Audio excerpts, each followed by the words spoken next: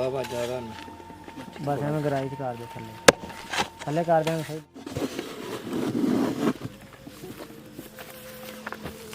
खाली जान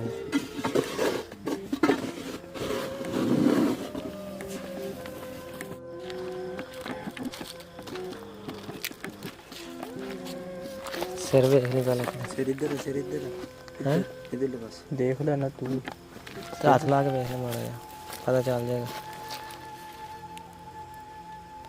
इधर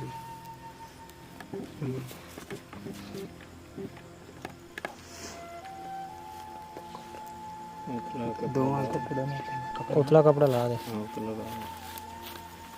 बस एवं उत्तों फाड़ के भला साइड दोवां तो ना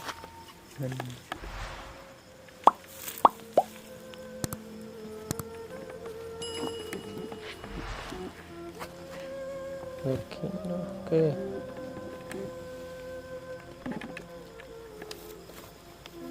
मुंह खोलना मुंह खोलना पता नहीं एवं मुंह खोलना गांड खोल दे बस बच्चे दी की गांड खोलनी है हाँ ऐसा कहना वसीम आओ कपड़ा भी इतने दे दे बस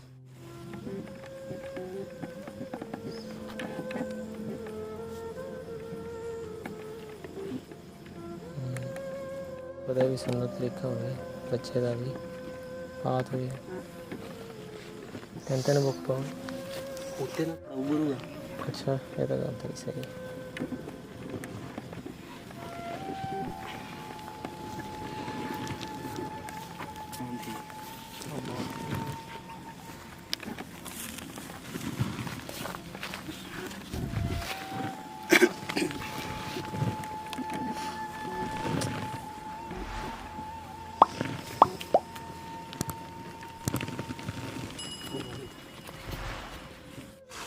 पर एक बार परली पा लेना थोड़ी थोड़ी पैर ने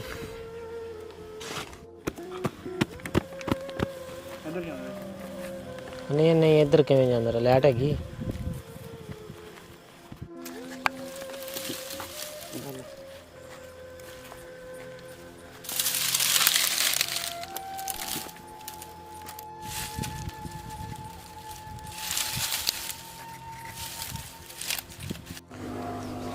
अस्सलाम वालेकुम दोस्तों, मैं इस्माइल गुरु सैमन से आसिफ़ और उम्मीद करता हूं कि आप सब दोस्त खैरियत से होंगे और अल्लाह ताला आपको खैरियत से रखे। ये बच्चा जो आपने वीडियो में देखा है जिसकी डेथ हो चुकी है, तो ये पैदा होने से पहले ही फ़ौत हो चुका था।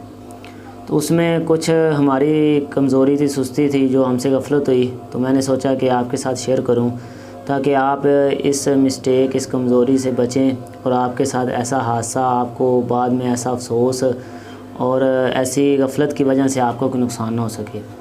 तो इसमें हमारी गफलत ये थी कि डिलीवरी का टाइम जब करीब था तो हमारे पहले तो गांव में उन्होंने ट्रीटमेंट शुरू किया दाई वगैरह से, तो उसकी समझ में ना आया। तो फिर वो हमारे इधर गांव के साथ है एक गांव, नज़दीक ही गांव है, तकरीबन 2-3 किलोमीटर के सफ़र पे।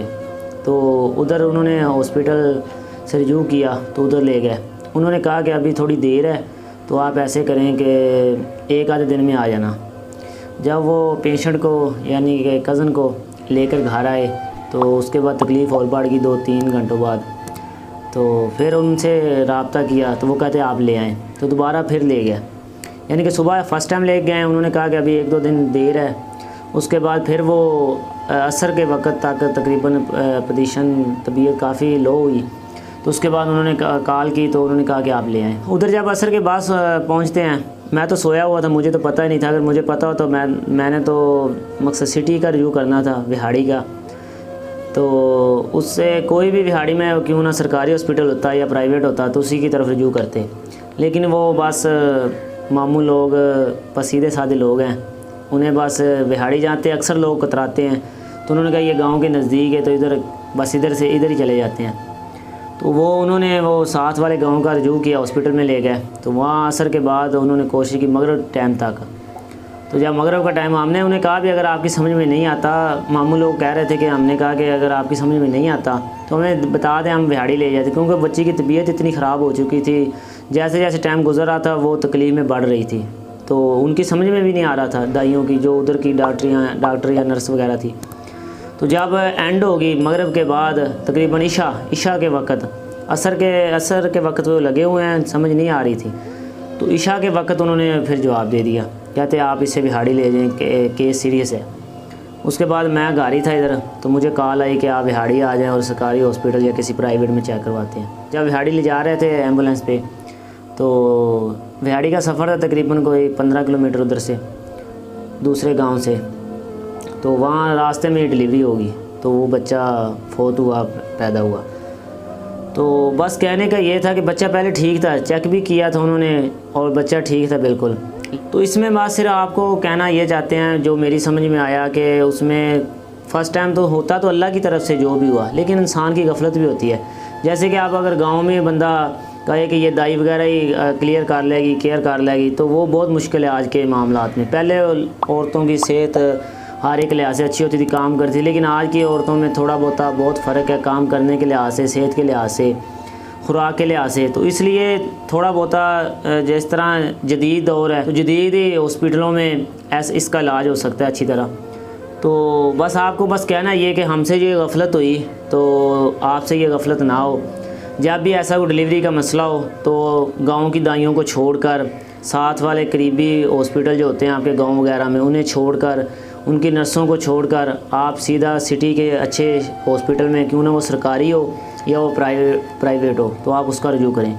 क्योंकि कल को आपके साथ ये हादसा पेश हो तो आपको वो अफसोस ना रह जाए कि काश मैं ऐसे कर लेता। हमें बहुत अफसोस हुआ, हत्ता कि हम तो एक बाहर वाले हैं, जो जिस माँ ने, जिस बाप ने इतने दिन केयर की, 9 महीने पेट में संभाला किया, उसके बाद हो तो जाता है, बड़ों के साथ ऐसा मामला हो जाता है, लेकिन जो गफलत की वजह से ऐसा मामला, उसकी परेशानी बंदे को नहीं जाती। तो इसीलिए बस आपको मैसेज यही देना है कि अगर आपका ये डिलीवरी वगैरह का किसी भी अपने रिश्तेदारों में, अपने घर में कोई भी ऐसा मामला होता है, तो फ़र्स्ट टाइम बस आप कोई अच्छे हॉस्पिटल, सिटी के हॉस्पिटल का रिव्यू करें। तो उसके बाद ये अब मामला पेश आया, बस यही आपको बताना था कि बस जो होना था वो तो अल्लाह की तरफ से होना ही था। तो लेकिन मैंने सोचा कि आपको मैसेज दूं कि नेक्स्ट टाइम अगर आपके साथ कोई ऐसा मामला हो, तो आप इस परेशानी से, इस तकलीफ़ से, जो आपकी सुस्ती की वजह से हो सकती थी, उससे आप बच सकें। और बाद में रहा कि इसके दफनाने का, वो हमें इतना मुझे क्लियर नहीं पता था कि जो बच्चा पैदाइश से पहले मकसद फोत हो जाए पेट में ही, तो उसका जनाजा वगैरह होता है या नहीं। तो मैंने हमारे सारे अब्दुल्ला यूसुफ़ साहब, उनसे रिव्यू किया तकरीबन रात 2 बजे। तो उन्होंने कहा कि बच्चा जो पैदाइश के पहले ही फोत हो जाए, उसका जनाजा नहीं होता, तो उसे बस सफ़ेद कपड़े में, साफ़ कपड़े में लपेटें।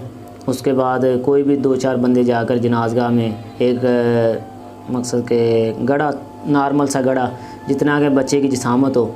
तो बस यही छोटा सा एक मैसेज था, व्लॉग था। दुआ में याद रखना, खुश रहें, खुशियाँ बांटें। अस्सलाम वालेकुम।